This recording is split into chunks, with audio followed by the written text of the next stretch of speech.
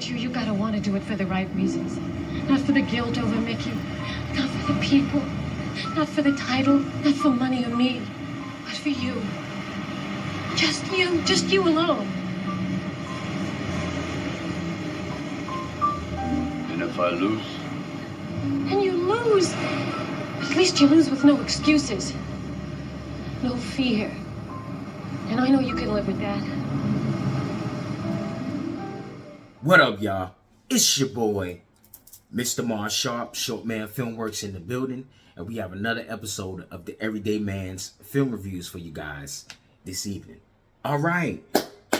We are continuing with my Rocky rundown of the entire Rocky franchise. All right. So I started off with Rocky 4. Then I went to Rocky 5. And then we did Rocky 2. So now I am going to do Rocky 3. All right. And I came in contact with Rocky 3. Like I said in some of the other videos, I came in contact with Rocky 3 when I was younger. When I saw Rocky 4, and then I ended up seeing I saw Rocky 4 when it first came out in '85. And then I ended up seeing Rocky 5 in '91, I want to say, when it came on cable. So in between Rocky 4 and Rocky 5, I got introduced to Rocky 1, 2, and 3. But 3 was one of those Rocky movies that stood out because of Mr. T. But at that particular time, I didn't really get into the movie too much. I knew about it, I seen it, but really didn't get into the movie until later down the line. And really, for real, I really actually sat down and watched Rocky 3 probably when I was about, I want to say, man, probably when I was in my 20s, man, that I actually sat down, watched the movie, and kind of understood the connection between the other Rocky movies, okay? So I want to say I really didn't get a good taste of Rocky 3 probably until I was maybe about 22, 23 years old. And it might be a little bit later than that, but I'm just going back through my memory banks. But I really got hooked onto this movie back in my 20s. That's what I say. I got hooked to this movie back in my 20s. I seen it a lot of times. It would come on AMC a lot at that particular time, and this is when I really leaned back, sat back, and watched this movie. Okay, all right. So, we talking about this movie. It came out in 1982, and this one was also written and directed by Sylvester Stallone. And now we get into a couple years after Rocky has won the title. He's gone through a couple of title defenses, and you see in the movie he's knocking cats out. He's knocking them down. He's knocking them out, and basically he's got that run going. He's got that run going. You see now that this is a big transition for what it was in Rocky 2, because in Rocky 2 we went immediately from Rocky 1 and going into Rocky 2. We immediately went into what his life was like after fighting Apollo Creed. Whereas this one, like I said, it jumps a couple of years after he defeats Apollo Creed for the title. And like I said, we see him going through his title reigns, going through his fights, and he becomes more of a celebrity. He's more well known now. He's also in the way he's known as the people's champion. You know what I'm saying? So as we see this coming along, we also see Clubber Lang climbing up in the ranks, who's played by Mr. T, who does a phenomenal job playing this character. But we see him climbing up in the ranks, and as he climbs up in the ranks, we start to see how hungry Clubber Lang is for the title. And we kind of see Rocky, he kind of plateaus. He kind of gets to a point where he's won a title, he's climbed, then he kind of just evens out. He kind of evens out, and we see that he's not as hungry as he used to be in the first two movies. You know what I mean? And as we go along, we start to realize that Mickey kind of put him into these fights that's kind of fixed. The fights are kind of fixed. They setups to kind of keep Rocky on the top. You know what I mean? In a lot of ways, it's kind of almost like, I don't want to say he's almost like cheating, but he's kind of Mickey's in the movie. Mickey says that he's protecting Rocky because of what he went through with Apollo Creed. That Apollo Creed did so much damage to him, but Rocky had that dog in him. He had that fight in him, and Mickey is just kind of like, hey, listen, I see what you went through with Apollo, and he didn't want him to go through that again. He didn't want him to go through that again, so he puts him in these set of fights, which makes Rocky kind of question himself. He questions himself in whether or not, going through all those title fights, was he really the fighter that he thought he was? You know what I mean? And as he's going through it, he's got this fight coming up with Clubber Lang. And when he finally meets Clubber Lang is a different beast, man. And he's a different beast because he's got that dog. He's got that hunger in him that Rocky had in the first two movies. You know what I mean? So it's one of the things that Mickey was trying to keep him away from. And he says it all the time, like, hey, listen, this guy Clubber Lang, man, you going to get in this ring with this guy, he's going to kill you. He's going to kill you because he's got that hunger inside of him. And Mickey tells him, hey, it's the worst thing that could have ever happened to him was that he became civilized. He became civilized. He became kind of like this. I don't want to say he became a paper champion, but he kind of he lost that dog, man. He lost that dog inside of him that he had in those first two movies. And Mickey saw it, and Rocky is just kind of like he's riding that wave. So when he gets to Clubber Lang for the first time, he fights Clubber Lang. Clubber Lang beats him down, and then Apollo Creed jumps into the mix. And as he jumps into the mix, he realizes, okay, look, we got to train Rocky different because if he goes at it the same way he did the first time, he's going to end up getting, totally wiped out again. You know what I mean? And the whole underlying theme of this whole thing is, Apollo tells him he's got to have that eye of the tiger, And it's kind of like the same thing that Mickey was telling him. Mickey was kind of telling him that, you lost that hunger you had. And Apollo is like, hey, in order for you to beat Clubber Lang, you got to get that eye of the tiger back. You know what I mean? So in this movie, we see Rocky and Apollo form that friendship. That they form that friendship where it's like they become best friends. They both was fighting each other in their kind of almost in their prime, and they went through their ups and downs together. And now Apollo is training him to fight Clubber Lang, and you see that dynamic develop, and you see that friendship build. You know what I mean? So there's a lot of elements about this movie that I love, man. I loved a lot of elements about these Rocky movies. And like I said, man, I don't understand how, I don't want to say I don't understand, but I can't imagine any man or anybody, because anybody who has seen a Rocky movie and in some way, form, or fashion, you can't relate to what he's going through. You know what I mean? With what Rocky's going through, he's having those second thoughts and he's having those doubts. And, he's fearful. He's fearful because he has so much. He's gained so much. He's fearful of losing everything. You know what I mean? He's worried about what trainers are saying. He's worried about what the outside media is saying. He's worried about what people are saying about him. And he's just like, yo, can I really live up to the hype that I had throughout these years? Can I really live up to this hype? Especially when he finds out that a lot of these fights were fixed. They were fixed and they were setups. So he's like, do I really have it in me to do it the way I did it when I first started? And it, that doubt, that insecurity, that fear starts to kick in. When he's training with Apollo, you can see it all in him. He's trying to get it through. He's trying to train. He's trying to break down those walls that's been built up of all this insecurity. You know what I mean? And when he finally breaks them down, basically, what breaks him down is he has a talk with Adrian. And like I said, man, Adrian is this man's rock. You know what I mean? And when she has that talk with him, it breaks him down. He strips down the walls, and she's trying to ask him, what's going on? She's seeing why he's training. And she's like, what's going on? Well, what's the underlying meaning? Do you really want this? What's going on? Tell me what's going on.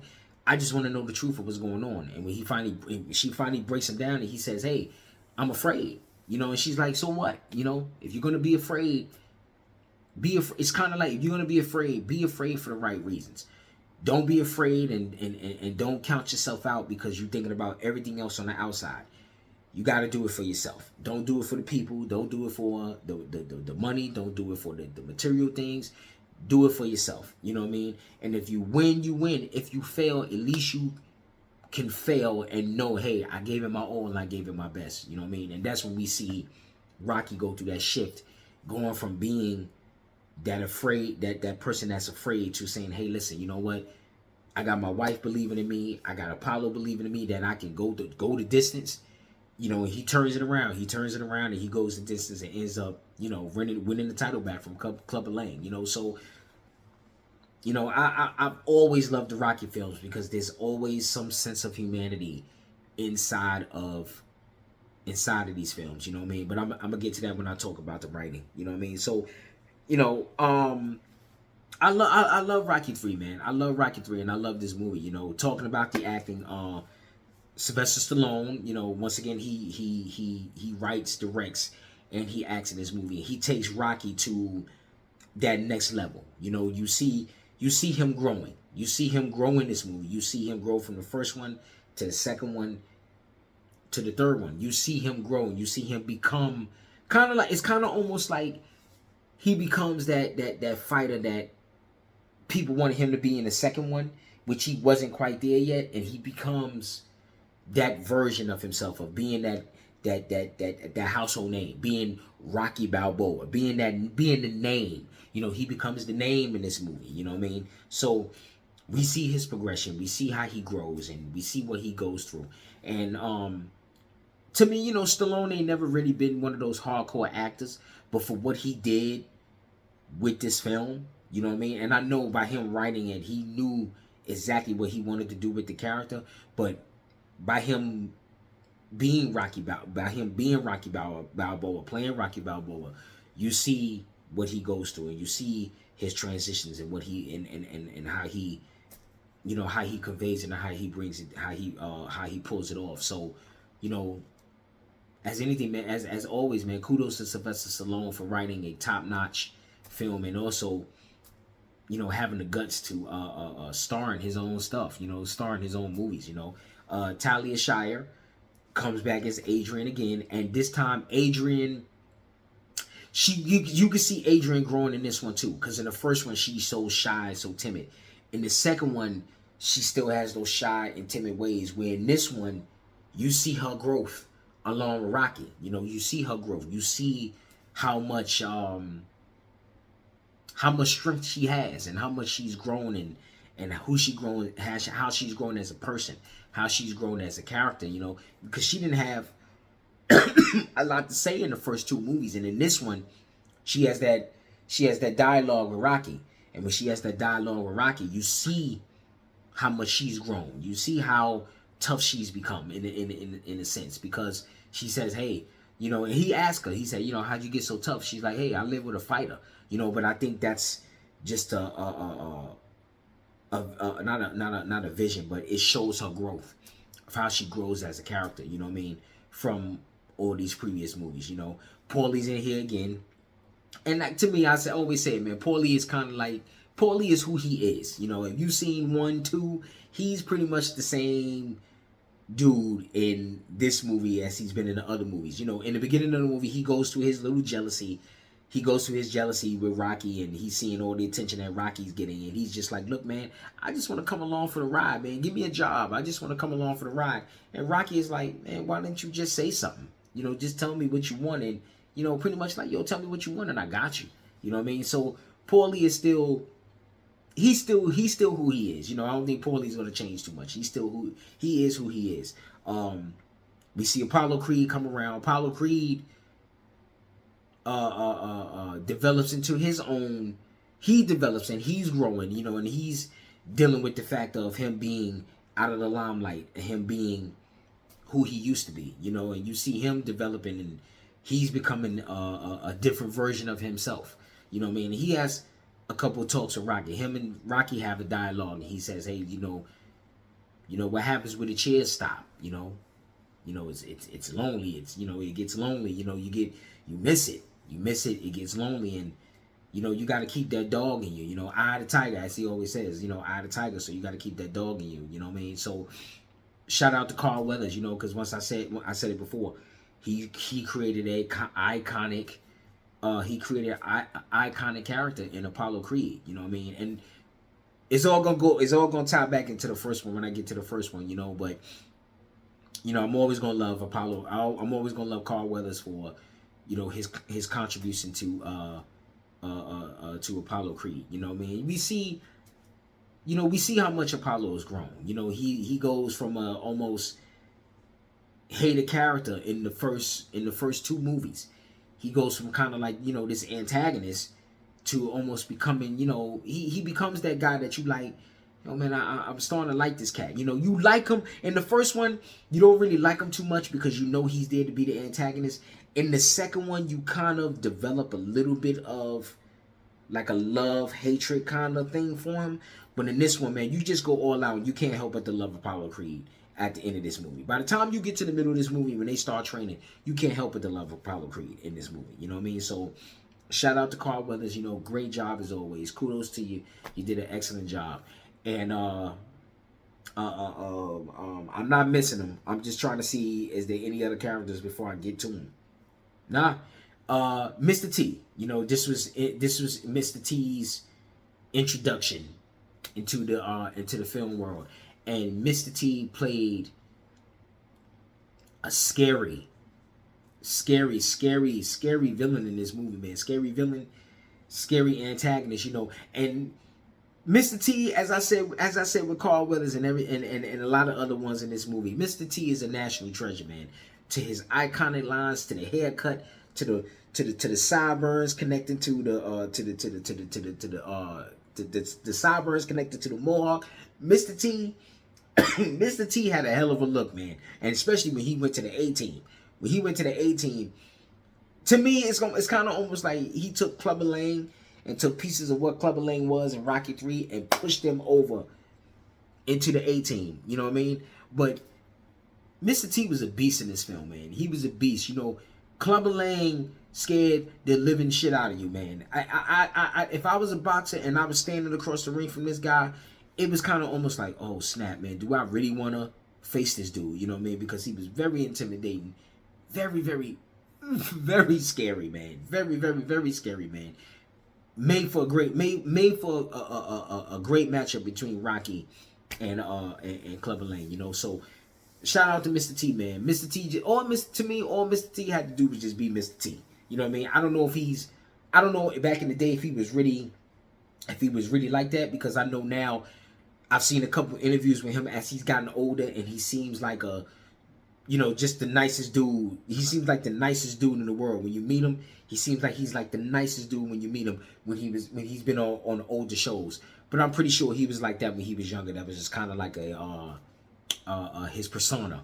You know, the persona that he presented at that time, you know. And Mr. T blew up, man. He blew up after this movie. He blew up after the A-Team, man. He was, like I said, he became a national treasure, man. So shout outs go to Mr. T. I can't get my words together, man. Shout out to Mr. T for, once again, just like Apollo Creed, just like Rocky Balboa, creating an iconic character. You know what I mean? Because you can't think of, when you think of Rocky 3, you can't help but to think of Mr. T, and you can't help but to think of Clubber Lang. So shout out to Mr. T for that one, you know. So what I'm aiming for next, direction and writing. You know, Sylvester Stallone wrote it, directed it. Sylvester Stallone's pen, man, his pen game and creating these stories, man, his pen game is unreal, man. And Sylvester Stallone been writing for years, man. So he is a true master of his craft, of being a screenplay writer and being a director, and just overall, and just knowing film, the way he does film, man. If you've seen any other Sylvester Stallone movies, you know he has a very, very keen eye for story and film, man. That's one thing I love about Sylvester Stallone's writing, man. His storytelling ability, man. His storytelling ability is awesome, man.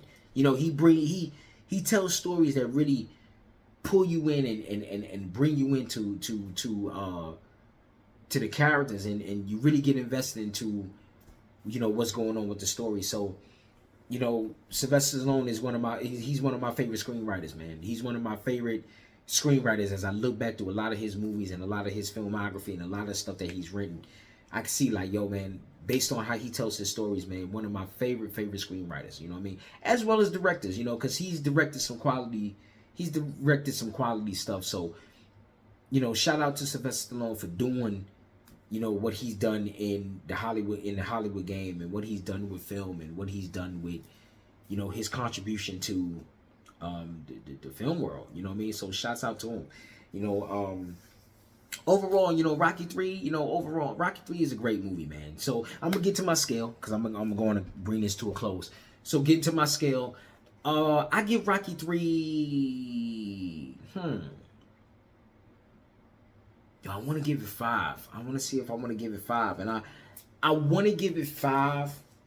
I want to give it 5 because of, first of all, for the nostalgic feel that I have for this movie. Even though I seen it in my 20s, and I don't want to say I seen it in my 20s, but even though I really gravitated toward it in my 20s, I still give it that nostalgic feel. I don't know, man. I can't. You know what? I can't give it the nostalgic feel because I don't have the nostalgic feel I had as for Rocky 4 and for Rocky 5. So I'm gonna give this. I want to give it 5 so bad, but I'm trying to see what's stopping me from giving it the 5, man.